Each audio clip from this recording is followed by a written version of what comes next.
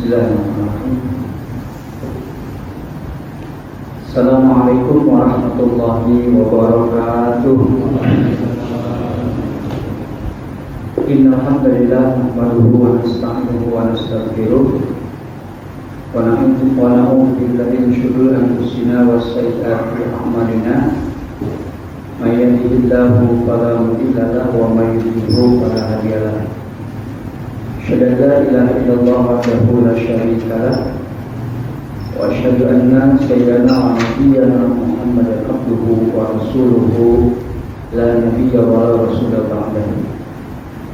Allahumma shalli wa sallim ala hadzal nabiyil karim sayyidina wa maulana Muhammadin wa ala alihi wa sahbihi ajma'in wa ba'd.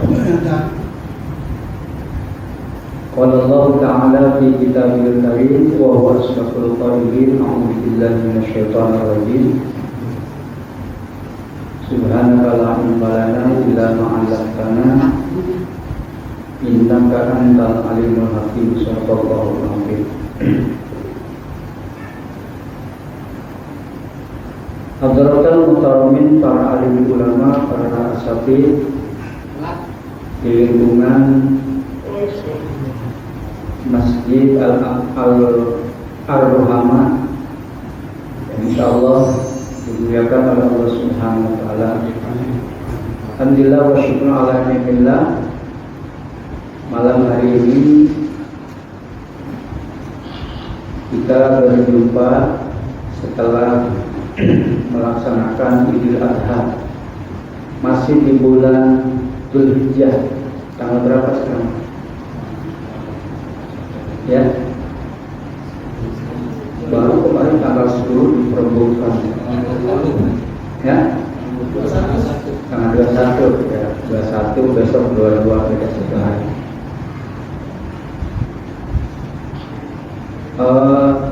Kalau sebelumnya kita membahas tentang, sebelum ke kitab yang biasa kita pakai, membahas tentang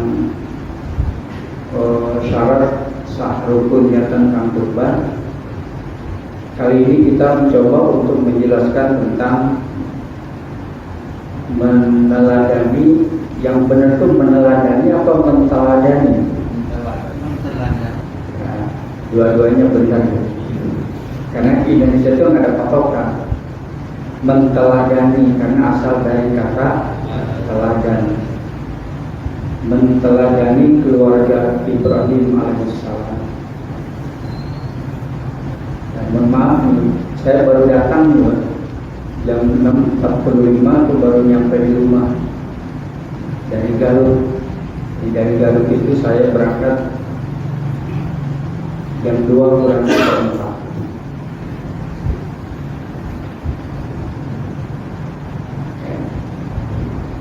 Nabi Ibrahim adalah sosok pribadi yang sukses dalam membina keluarga dan masyarakatnya. Bahkan ada yang bilang bahwa Nabi Ibrahim itu adalah nabi yang nyaris sempurna sebagai bapak, sebagai suami, sebagai kepala suku atau pemimpin masyarakat. Beliau sukses. Sebagai seorang bapak, sukses mendidik anaknya sehingga menjadi anak yang soleh, berbakti kepada kedua orang tua, taat pimpinan, dan selalu beribadah kepada Allah. Terbukti Ibrahim punya anak namanya Ismail dan Ishak. Di dalam Al-Quran, nama Ibrahim itu disebut 64 kali yang tersebar di dalam 24 surat. Satu nama yang cukup bombastis. Nabi Muhammad sebut berapa kali dalam Quran? Ada yang sedang hitung? Wama Muhammadun illa Rasulun 1. Terus yang kedua surat Al-Baqarah. yang ada nama masjid ini. Ruhama bainahum, maka Muhammadun aba alimin rijalikum dua. Terus yang ketiga, jadi sifat Nabi Muhammad itu asyida'u alal kufar ruhama'u bainahum. Ada nama Muhammad dari awal.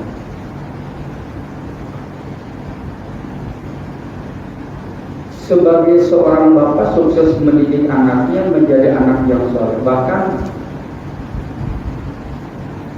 19 dari 25 nabi dan rasul itu 19 nabi dan rasul keturunan Nabi Ibrahim. Yang bukan Ibrahim keturunan Nabi Adam, Nabi Nuh, Nabi Idris, Nabi Lut, Nabi Saleh, satu lagi itu Nabi Yudhika, cukup pedang. Jadi ada 6 nabi yang bukan keturunan Nabi Ibrahim sebelum Nabi Ibrahim. Ya, ada Nabi Idris, Nabi Lut, Nabi Nuh, Nabi Saleh, Nabi Adam. Jadi 19 itu keturunan Nabi Ibrahim. Bahkan Nabi Ibrahim itu adalah satu-satunya nabi yang punya anak, cucu dan cicit 4 generasi tidak putus. Hanya Nabi Ibrahim. Ibrahim punya anak namanya Ishak. Ishak punya anak namanya Yusuf.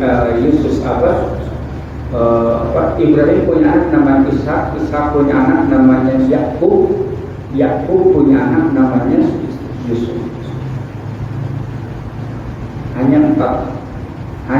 Hanya Nabi Ibrahim yang punya 4 generasi nabi dan rasul tidak terputus. Sehingga diabadikan dalam Al-Quran surat Ibrahim. Surat yang berapa? Surat 14. Surat Yusuf, surat yang ke-12. Surat Yusuf itu satu-satunya surat yang hanya menceritakan satu Nabi Yusuf. Jadi dari mulai awal surat sampai akhir surat itu hanya menceritakan kisah Nabi Yusuf. Sebagai seorang suami, beliau juga sukses mendidik istrinya menjadi istri-istri yang solihah, terbukti melahirkan anak yang soleh-soleh. Sebab anak yang soleh hanya lahir dari ibu bapak yang soleh. Anak yang hebat hanya lahir dari ibu bapak yang hebat. Anak yang sukses hanya lahir dari ibu bapak yang sukses. Jadi kalau anak kita ingin sukses, yang terlebih dahulu harus sukses siapa? Ya kita dulu, orang tua. Karena anak itu akan meniru pola orang tua. Mohon maaf ini hanya sekedar contoh. Kalau bapaknya bukan tukang kawin, sering nikah, ya pasti anaknya juga nanti yang jauh beda. Karena melihat pola orang tua. Anak yang hebat hanya lahir dari ibu bapak yang hebat. Anak yang sukses hanya lahir dari ibu bapak yang sukses. Anak yang yang soleh hanya lahir dari ibu bapak yang soleh. Sebagai kepala suku atau sebagai pemimpin, sukses mendidik dan mengarahkan masyarakatnya yang terbebas dari kemusyrikan, dari menyembah berhala, menyembah patung, menyembah pohon dan lainnya, sehingga beralih menjadi menyembah Allah. Nabi Ibrahim itu nabi pemberani, ya, melawan tirani sendirian. Nah, raja apa namanya? Yang dihadapi oleh Nabi Ibrahim, raja apa? Raja Namrud. Kan kata Rasulullah dalam hadis ada 4 raja dunia, 4 raja yang memimpin dunia, 2 muslim, 2 kafir. Yang kafir siapa? Satu, Namrud. Fir'aun masuk gak? Satu, Namrud. Yang kedua, ya, Fir'aun itu gak dunia, dia lokal, hanya Bani Israel. Jadi Fir'aun itu hanya pemimpin di Bani Israel. Yang dunia itu yang pertama Namrud, yang kedua ada yang tahu? Abu Jahal itu super lokal, itu cuma orang Quraisy doang. Ya, Bani Umayyah. Oh, itu waktu zaman sahabat yang mendunia. Nah, kelamaan udah kasih tahu aja. Raja Buktansor dari mana? Babilonia. Yang mungkin Babilonia itu Turki sekarang. Namanya Raja Babilonia, namanya Raja Buktansor. Jadi ada dua, satu Namrud, yang kedua Raja Buktansor. Coba lihat di hadis ini. Dua yang Muslim. Satu siapa? Nabi Sulaiman. Jadi kalau ada bilang bahwa Candi Borobudur itu peninggalan Nabi Sulaiman, buktinya ada Sulaiman, itu Sulaiman. Wonosobo itu Wanasaba. Wana itu artinya hutan. Dalam bahasa Jawa Kiwi, orang Jawa tapi nggak tahu gitu. Jawa Kiwi, Wana itu artinya hutan. Sabah, nama hutan Sabah, Wana Sabah, datang orang Wonosobo. Ada namanya Ratu Boko. Ada pernah dengar Pak? Ratu Boko itu Bilqis. Jadi Boko sudah Bilqis. Masa iya sih Nabi Sulaiman kan arahnya di daerah musuh sama kok disebut. Namanya raja dunia itu istananya di mana-mana. Coba nggak usah dunia lah. Presiden Indonesia di mana istananya? Bogor ada. Di Bogor, Cipanas, di Jakarta ada, di Padang, Bukit Tinggi ada, di Jogja ada, bahkan sekarang di Komodo ada di mana-mana. Itu baru presiden Indonesia, ini presiden dunia. Jadi kalau ada di sana sini itu wajar. Namanya juga raja dunia, kan gitu ya. Jadi sah-sah saja. Sulaiman jadi Sulaiman. Allah alam benar dan tidak. Jadi Nabi Ibrahim itu sebagai kepala suku sukses mendidik anak-anak. Ya, karena itu kesuksesannya diabadikan oleh Allah dengan berbagai pujian. Ibrahim itu termasuk Nabi yang mempunyai gelar Khalilullah. Nabi Ibrahim juga termasuk Nabi yang punya gelar Ulul Azmi. Ada berapa Nabi yang punya Ulul Azmi? 5. Siapa aja nabinya? Mimin, disingkat jadi Mimin. Musa, Isa, Muhammad, Ibrahim, Nuh, disingkat jadi Mimin. 5 nabi yang punya gelar Ulul Azmi. Di antaranya adalah Nabi Ibrahim. Lalu nama Nabi Ibrahim selalu disandingkan dengan nama Nabi Muhammad. Allahumma sholli ala sayyidina Muhammad wa ala ali sayyidina Ibrahim wa barik ala Muhammad kama barakta ala Ibrahim. Selalu disandingkan. Lalu apa lagi? Syariat Nabi Ibrahim itu banyak yang disyariatkan atau disyariatkan kembali kepada Nabi Muhammad, termasuk kita prosesi ibadah kurban, haji, umroh, sa'i dan lain sebagainya. Itu adalah syariat yang diajarkan kepada Nabiullah Ibrahim alaihissalam. Lalu Nabi Ibrahim disejajarkan dengan Nabi Muhammad sebagai uswah dan qudwah. Tidak ada nabi yang lain. Misalkan laqad kana lakum fi Nuh uswatun hasanah. Laqad kana lakum fi Lut uswatun hasanah, tidak. Laqad kana lakum fi Musa, tidak. Tapi dalam Nabi Ibrahim, qad kana lakum uswatun hasanatun fi Ibrahim walladzina ma'ahu. Qad kanat lakum uswatun hasanatun fi Ibrahim walladzina ma'ahu. Sungguh benar-benar telah ada bagi kalian pada diri Nabi Ibrahim dan orang-orang yang ada di sekelilingnya itu uswatun hasanah, suri tauladan. Kalau surat Al-Ahzab, laqad kana lakum fi Rasulillahi uswatun hasanah. Sungguh benar-benar pada diri Rasulullah itu, Nabi Muhammad, ada uswah. Jadi begitu hebatnya Nabi Ibrahim sejajar ya. Di dalam kitab Bainama itu disebutkan Nabi Ibrahim itu adanya di langit keberapa? Ada di langit ke-1. Pertama bertemu dengan Nabiullah Ibrahim alaihissalam. Pertanyaannya, apa yang menjadi kesuksesan Nabiullah Ibrahim? Nah, ini yang menjadi iktibar bagi kita. Kita orang tua juga punya anak semuanya ya. Jadi kalau kita mau melihat kesuksesan sebuah rumah tangga itu bukan dilihat dari materi,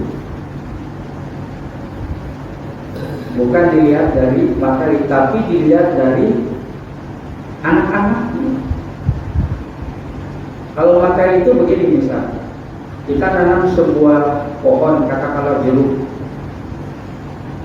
pohonnya bagus, lalu rantingnya bagus, daunnya rindang. Bagus enggak itu pohon? Bagus dalam tanda kutip, tapi tidak berbuah. Gimana tuh? Makanya ada hadis yang mengatakan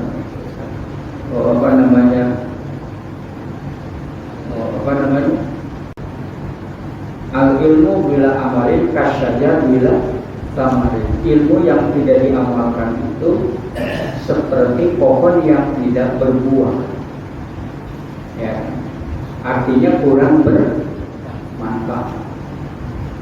Jadi kalau kita punya pohon jeruk, buahnya bagus, manis, nah itu disebut hebat gitu. Jadi diibaratkan keluarga itu, kalau kita sudah berkeluarga lalu punya keturunan, anak-anak yang menjadi anak yang soleh-solehah, nah itulah ciri keberhasilan dalam rumah. Makanya nanti dijelaskan doa Nabi Ibrahim itu nggak muluk-muluk. Rabbi habli minas sholihin, Rabbi habli minas, ya Allah jadikanlah anak saya anak yang soleh-soleh, itu aja doa. Nggak apa-apa jadi dokter tapi soleh-solehah. Nggak apa-apa jadi tentara, nggak apa-apa jadi kiai, jadi ustaz, jadi pengusaha, yang penting soleh. Daripada jadi gembel nggak soleh buat ya, lebih baik jadi dokter, jadi kiai, jadi ustaz, jadi pengusaha, tapi soleh. Nah, jadi kuncinya itu pertama, Nabi Ibrahim itu mengutamakan kesucian hati, kebersihan jiwa dan akidahnya. Jadi rupanya dalam hidup ini kita ini harus lebih mengutamakan kesucian hati, artinya keikhlasan hati. Berumah tangga ikhlas, mencari kerja ikhlas, mendidik anak ikhlas, semua ikhlas. Terbukti dengan doanya, wala tusini yauma yub'atsun, ya Allah jangan kau hinakan saya, kata Nabi Ibrahim, yauma yub'atsun, ketika hari di mana mereka itu dibangkitkan.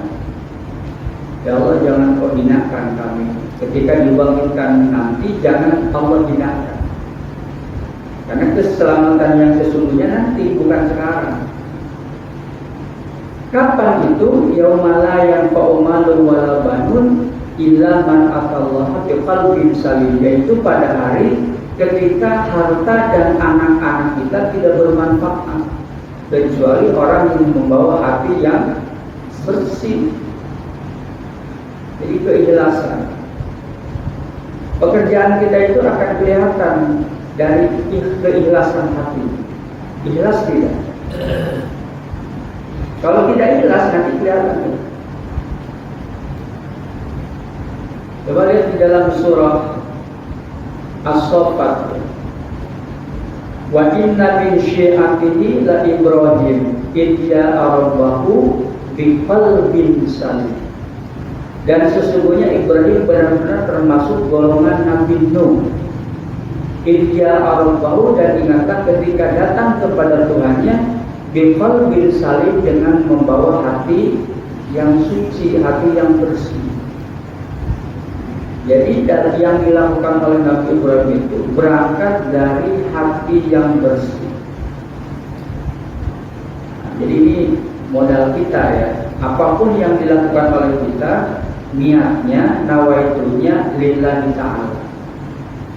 Karena Nabi Ibrahim itu kan inna sholati wa nusuki wa mahyaya lillahi rabbil alamin. Kalau kita kan lagi sholat, Allahu Akbar, wa inna sholati wa nusuki wa mahyaya. Tapi begitu keluar sholat, bukan lillah kita. Ada li ingin dilihat orang, li ingin disebut dermawan. Jangan-jangan yang dilakukan oleh kita hari ini belum ikhlas.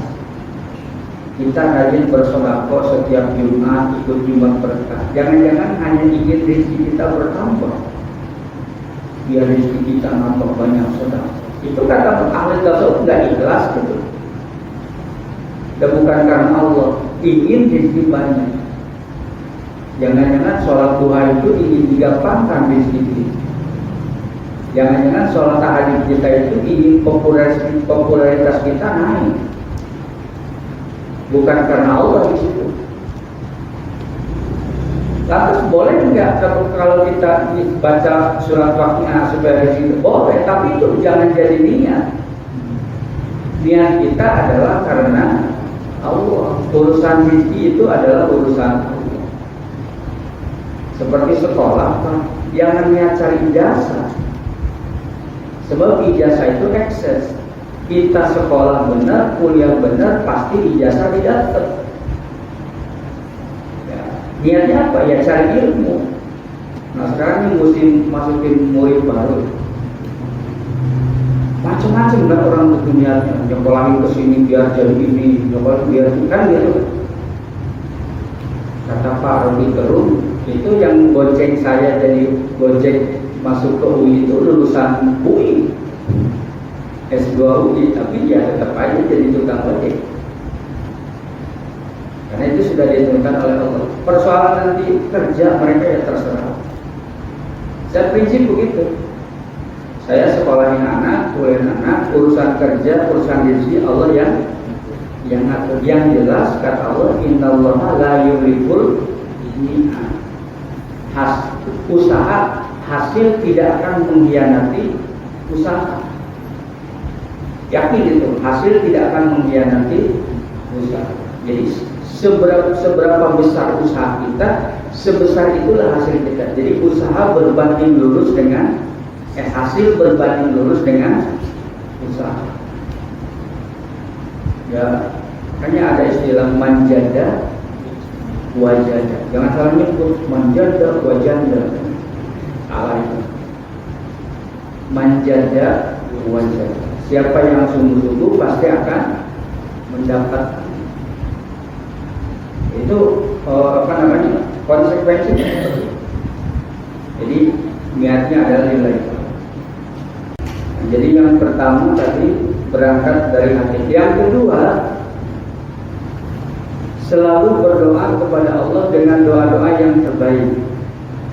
Jadi setelah hati kita bersih, lalu kita berdoa kepada Allah. Apa doanya? Yang pertama meminta anak keturunan itu yang saleh. Rabbi habli minas sholihin. Ya Allah, berikanlah kepada kami keturunan yang saleh. Itu aja Rabbi habli minas sholihin. Bahkan ada orang mengatakan ketika kita bilang Rabbi habli minas sholihin itu bayangkan anak kita itu satu-satu. Ya nggak kebayang kalau anaknya 10 ya lama membayanginya minas sholihin ke 1, ke 2, ke 3 sampai ke 12 itu. Dan 12 sudah mentok lupa lagi. Itu banyak 14 itu. Yang kedua berdoa agar anak cucu kita itu menjadi anak yang tetap istiqomah menjalankan sholat serta diampuni dosa. Rabbi ij'alni muqimas sholati wa min dzurriyyati rabbana wa taqabbal du'a.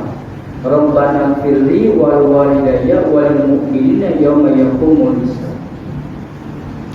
Jadi doa Nabi Ibrahim itu pertama kali minta anak soleh, yang kedua minta supaya anak itu tetap beribadah.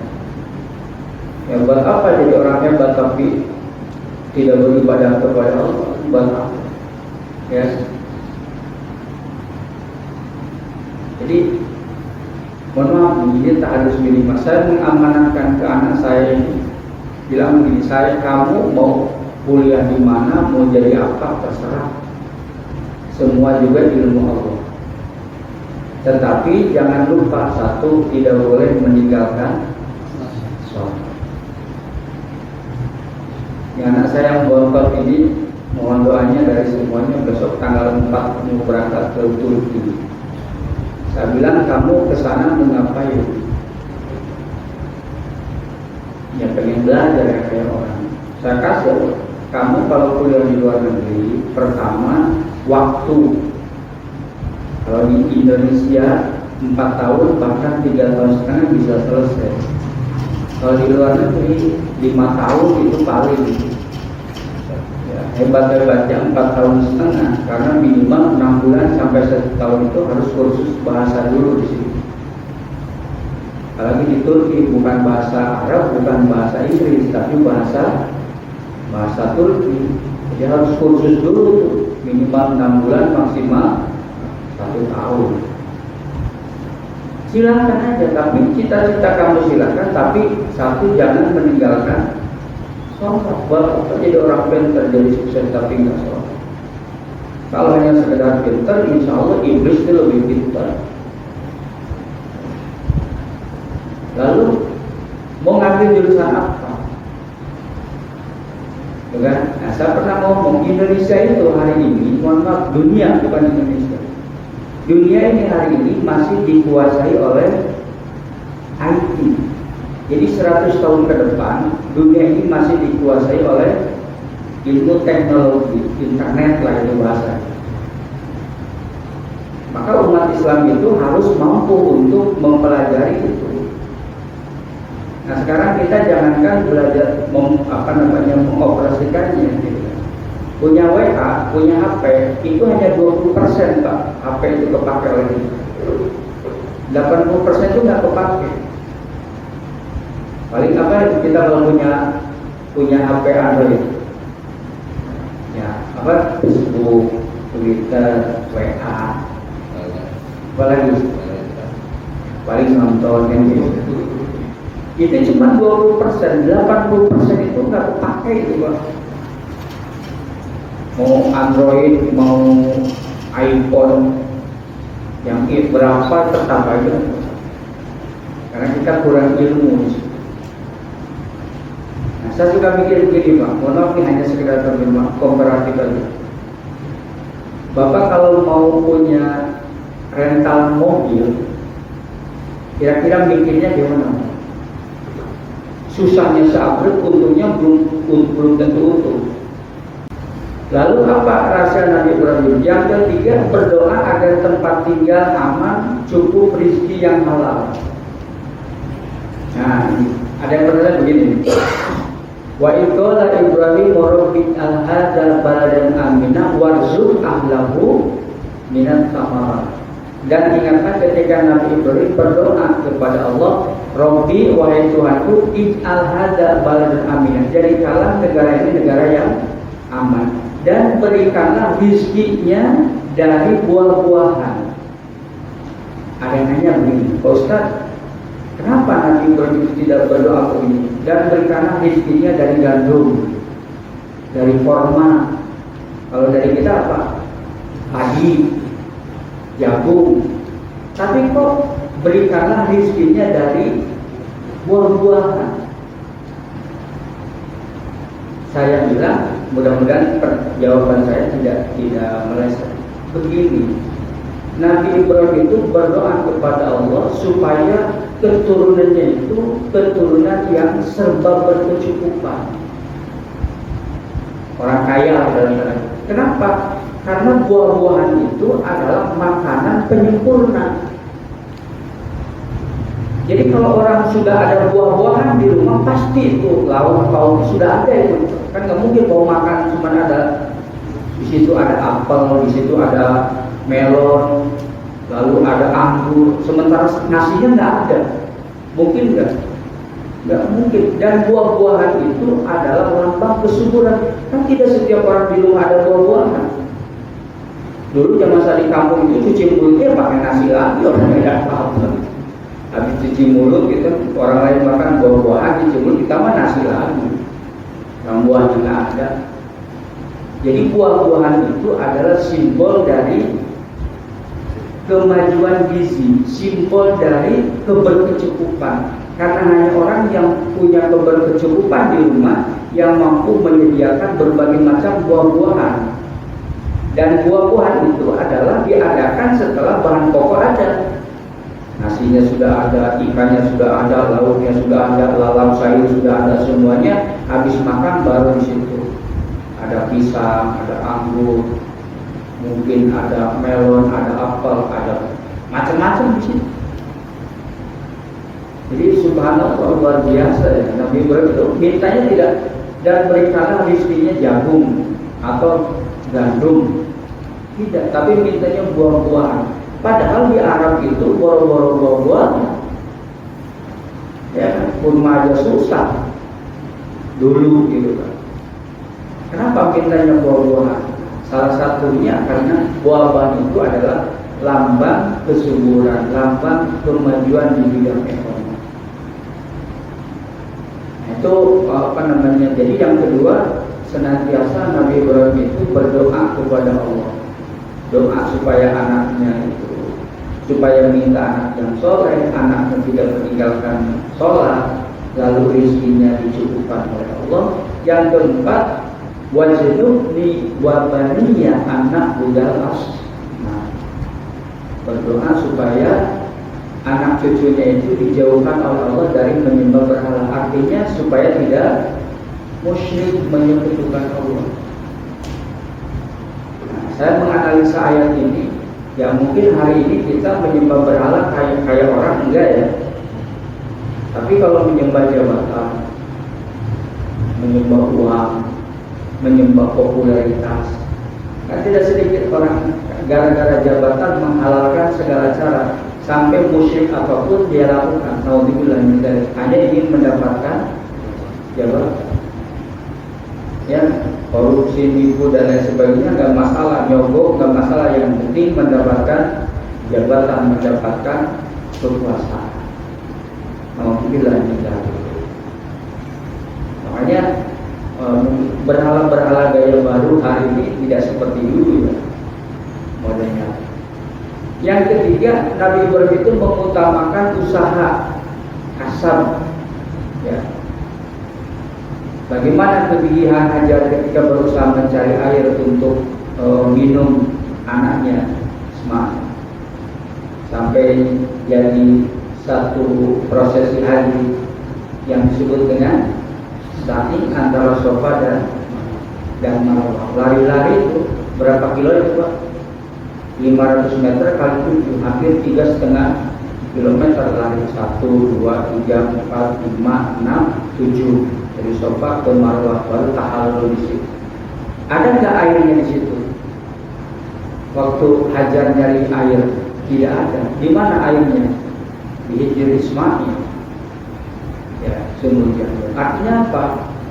Rezeki itu yang penentukan Allah. Usahanya sofa marwah bolak-balik, tapi rezekinya ada di Hijr Ismail. Boleh jadi kita bisnisnya A, tapi rezekinya dari jalan lain. Karena usaha itu hanya diperintahkan oleh Allah. Kasab itu hanya diperintahkan. Yang menentukan rezeki itu siapa? Kan sering saya sampaikan, kalau mencari rezeki ditentukan oleh lamanya bekerja, pasti tukang kedai kopi yang paling kaya, karena 24 jam. Teman-teman kita yang dari Kuningan itu rata-rata kerjanya di BRI, buku, rokok, Indomie, disingkat dari BRI. Itu kan nggak pernah tutup tokonya, sampai dia pulang aja sip-sipan dengan temennya. Kalau rezeki itu ditentukan oleh lamanya dan dia pasti mereka paling kaya. Allah itu sangat mencintai orang yang kreatif. Barang siapa yang sungguh-sungguh mencari rezeki yang halal untuk keluarganya, maka dinilai sebagai mujahid, orang yang berjihad di jalan Allah. Luar biasa itu. Sungguh-sungguh dalam mencari rezeki yang halal untuk menafkahi anak dan istri. Bukan istri anak, anak istri. Kalau istri anak menantu ya. Kalau anak istri, anak kita, istri kita. Dan biasa itu bolak-balik, nggak balik bolak. Tiket pulang pergi. Perginya aja belum, kok udah bilang pulang pergi. Kenapa nggak pergi pulang? Beli tiket ke Jogja sekali return Pak? Ya return. Apa itu return? Bolak balik, pulang pergi. Akhirnya saya pulang dulu, begitu pergi sudah ketinggalan pesawat. Pulang pergi, mestinya kan pergi pulang, pergi dulu baru pulang lagi. Tidak, pulang dulu baru pergi. Pulang dulu ke rumah, karena begitu pergi sudah ketinggalan. Yang keempat, keluarga Nabi Ibrahim itu sangat mengutamakan pendidikan. Nah ini. Jadi kalau keluarga kita ini mau maju, syaratnya harus lebih mengutamakan pendidikan.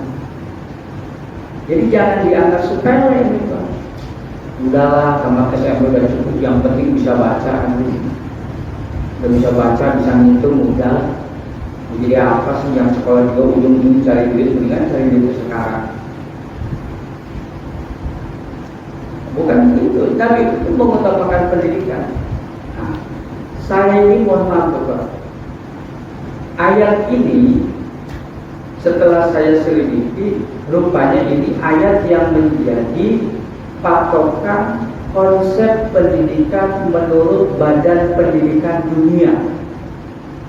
PBB, Badan Pendidikan dan PBB namanya apa? UNESCO. Paradigma pendidikan humanistik yang diajarkan Ibrahim ditandai dengan 4 karakter. Ini PBB loh, Badan Dunia. Pertama, learning to know. Yang kedua, learning to be. Yang ketiga, learning to do. Yang keempat, learning to live together. Dan ini diadopsi dari surat As-Saffat ayat 102. Dari sini nih Pak. Coba, jadi orang kafir yang punya konsepnya Quran dasarnya, tapi mereka yang pakai. Kita umat Islam boro-boro udah bisa baca Quran aja asal ahli surga, nggak mau belajar lagi. Ya, orang yang belajar terus itu merasa dia bodoh, tapi orang yang tidak mau belajar udah merasa paling pintar. Nah, coba sedikit saya nambah waktu. Yang pertama tadi learning to know. Qala ya bunayya inni ara fil manami adbahuka.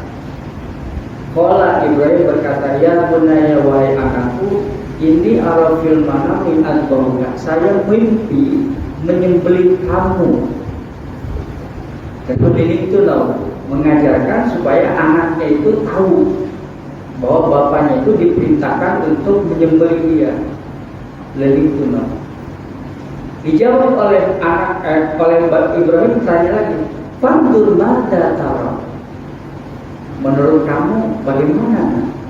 Learning to be, mengajarkan bukan hanya sekedar tahu, tapi anak itu paham dengan kondisi objektif yang ada. Bahwa anaknya itu bagaimana berpendapat anaknya, menerima atau membangkang. Dijawab oleh anaknya, qala ya abati in alma tu'maru satajiduni insyaallah minas sholihin. Itu namanya apa? Learning to do. Ternyata anaknya itu bukan hanya tahu, bukan hanya paham, tapi mampu melaksanakan ajaran. Namanya 3. Baru yang keempatnya learning to live together. Di sini. Falamma aslama wa tallahu lil jabin wa nadainahu ayya Ibrahim qad saddaqta ru'ya innaka kadzalika najzil muhsinin. Inna hadza lawal bala'ul mubin wa fadainahu bi'minatin bidibin azim. Terakhir wa barakna alaihi fil akhirin salamun ala Ibrahim kadzalika najzil muhsinin innahu min ibadina. Jadi konsep Nabiullah Ibrahim alaihissalam itu diantaranya adalah mengutamakan pendidikan. Nah, kalau kita mau maju anak dan cucu kita, utamakan pendidikan. Insya Allah nanti akan maju. Mudah-mudahan manfaatnya. Kita tutup dengan doa kafaratul majlis. Subhanallahumma wa bihamdika asyhadu an la ilaha illa anta astaghfiruka wa atubu ilaik. Assalamualaikum warahmatullahi wabarakatuh.